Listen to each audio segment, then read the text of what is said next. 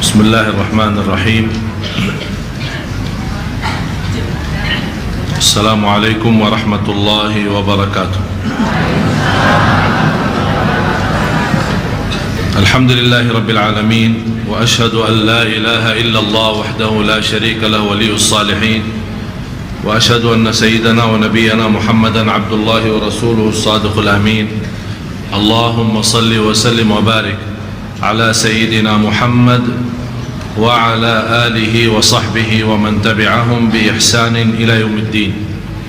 Subhanaka la ilma lana illa ma 'allamtana innaka antal alimul hakim. Maha suci Allah, Maha suci Allah, saya tidak memiliki ilmu apa-apa, hanya saja apa yang diberikan oleh Allah subhanahu wa ta'ala. Segala sesuatu atas taufiknya Allah. Jadi kita bersyukur bisa beribadah, kita bersyukur bisa bersilaturahim, kita bersyukur bisa duduk di masjid, kita bersyukur bisa belajar ilmu, kita bersyukur bisa beribadah kepada Allah subhanahu wa ta'ala dalam segala hal, dalam keadaan senang, dalam keadaan susah, dalam keadaan kaya, dalam keadaan miskin. Kalau masih kita bersemangat beribadah kepada Allah, ini berarti Allah membukakan hati kita untuk beribadah. Itulah hakikahnya, iyyaka na'budu wa iyyaka nasta'in. Ya Allah, kami beribadah kepada Engkau ya Allah, tapi kami tidak bisa beribadah secara sempurna kalau tidak ada nasta'in. Maksudnya apa nasta'in? Kalau tidak ada pertolongan-Mu ya Allah. Sekarang kita beribadah, apakah kita kira-kira bisa masuk surga karena kita beribadah, atau karena taufik dan rahmat Allah?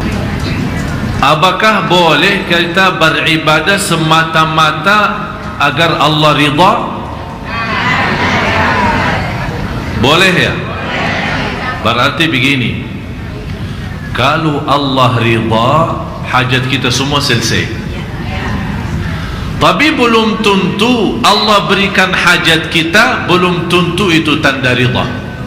Artinya kita tidak merasa ada kebutuhan karena selalu Allah menutupi hajat kita. Itu belum tentu Allah ridha. Contohnya, orang kafir senang tak? Nampilannya senang kan? Rumahnya mewah, usahanya lancar, karyawannya banyak, kaya raya. Apakah Allah memberikan kekayaan seperti ini?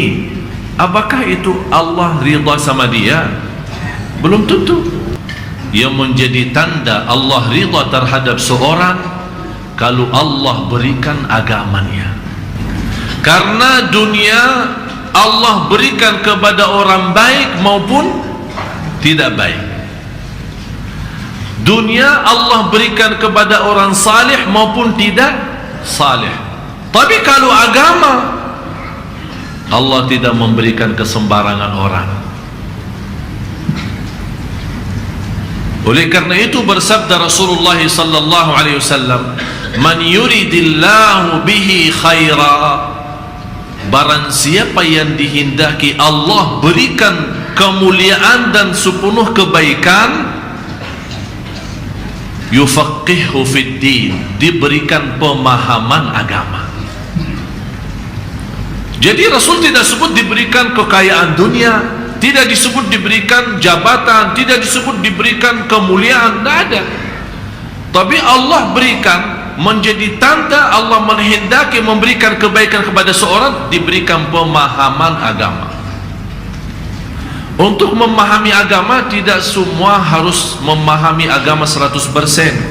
Tidak ada, biar Bapak Ibu ngerti. Coba kumpulkan ulama yang terbesar sedunia, belum tentu fahami agama 100%. Dan itu sunnatullah. Kenapa banyak ulama? Saling bertukaran fikiran, saling mengisi. Tapi yang terjadi apa? Saling salahkan, saling nyesatkan, saling bermusuhan, seolah-olah sampai ulama sudah mencari kepentingan sendiri. Kalau ulama sudah seperti ini, apalagi yang awam, itu bahaya. Malah Rasulullah SAW sudah menjelaskan di hadis yang diriwayatkan Imam Ahmad dalam musnadnya, akhwafu ma akhafu ala ummati, yang paling aku khawatirkan terhadap umatku, yang buat Rasul khawatir, takut, memfikirkan hal ini jangan sampai terjadi, tapi sudah terjadi. Yang paling aku khawatirkan terhadap umatku adalah ulama yang menyiasatkan, membawa nama ilmu, membawa nama agama, membawa nama Tuhan, membawa nama Quran, tapi sebenarnya bukan membawa kepada jalur yang benar, malah membawa kita jauh daripada Allah. Kewajiban kita sebagai orang awam, kewajiban kita yang masih dalam keadaan lemah, belum mengerti agama, atau bahasa lain, mohon maaf, sebagai kita orang yang masih suka ikut-ikutan. Kita tidak tahu, katanya kanan ya kanan, kiri kiri. Mohon maaf, kita belum ada waktu untuk belajar agama.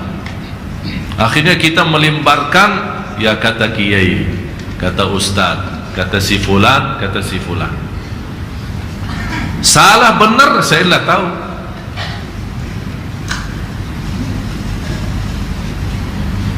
Itulah dasarnya, karena ikut-ikutan.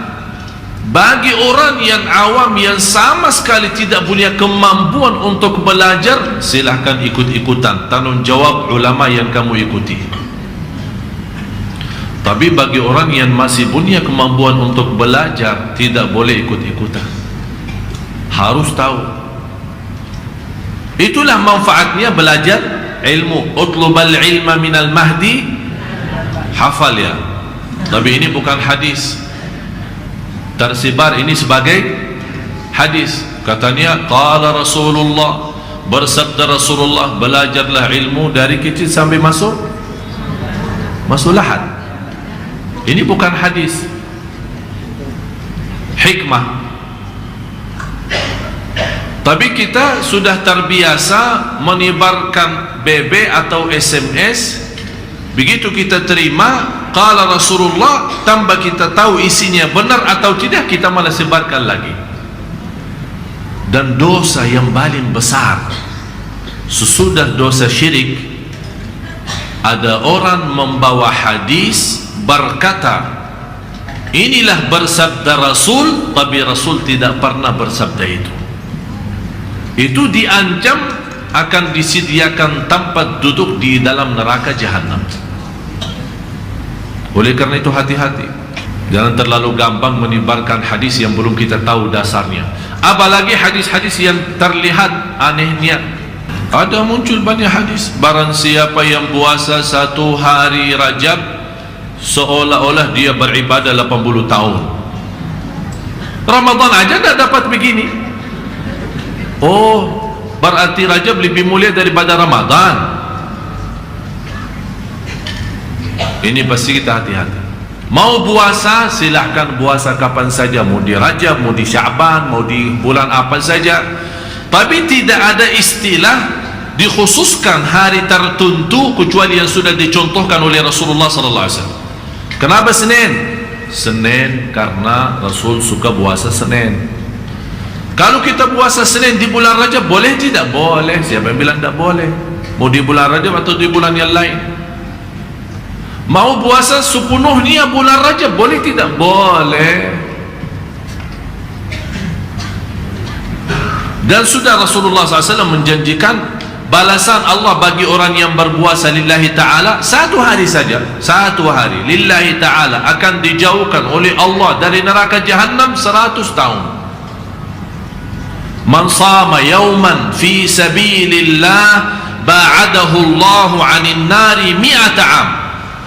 Barang siapa yang puasa 1 hari lillahi ta'ala, bukan bayar nazar, bukan bayar fidyah, bukan bayar apa, hutang puasa lillahi ta'ala, akan Allah jauhkan dalam 1 hari itu 100 tahun dari neraka jahanam.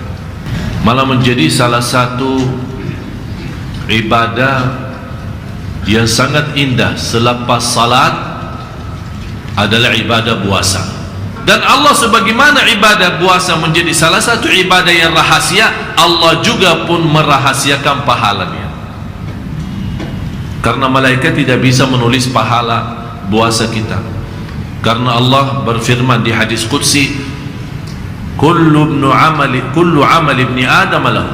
Setiap amal ibn Adam, amal manusia itu kembali kepada dia. Satu kebaikan Allah lipatkan jadi 10. Illa saum, kecuali puasa. Tak ada istilah 10 kali lipat.